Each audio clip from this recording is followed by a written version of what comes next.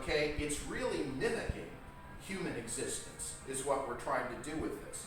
Some of the things that computers can do are largely, we can already do, right? And they easily replace that activity in just so much more speed and efficiency that we can ever do. These are so-called mundane tasks that we don't want to do.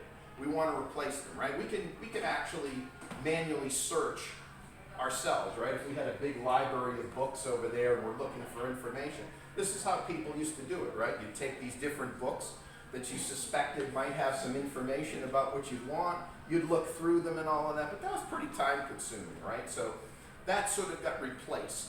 Well, it did get replaced. Nobody does that anymore that I know of. Graduate students.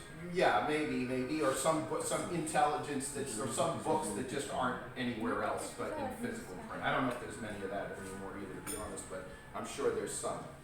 And the other thing is for tasks that are repetitive to us but also complex enough that we would like to be able to replace that labor if we could, but the technologies to do that weren't there until this thing called machine learning really became in vogue. And what the machine learning is all about is taking known information, all right? I'm going to get into one more concept after this, and then we'll kind of pull these things together a little more. But machine learning is essentially taking some known information, okay?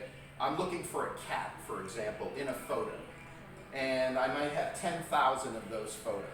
And I know, this is a subdivision supervised learning, I know which ones have the cats and which ones don't, as a human being, right? Somebody's figured that out. We feed those to a computer. We tell it basically which one is the cat and which one isn't the cat. The machine does a lot of mathematical crunching with this information, stores all of the shapes of the data, rasterization, vectorization, a lot of concepts, deep math that we don't need to get into. And that's how it learns, okay? And there's one more concept, sort of deep learning, which takes that to another step, which is essentially gaining more insight from whatever resource it can get, usually from us ourselves. I don't know if anybody remembered Google Translate way back, let's say 7-8 years ago. When I tried it in Ukraine in 2017, I think, the first time. And it wasn't very good with, Ukrainian and that.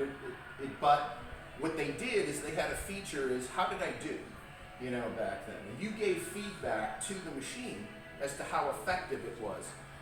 Everything you do, basically, now is tracked and logged to gain efficiency and effectiveness. That's deep learning.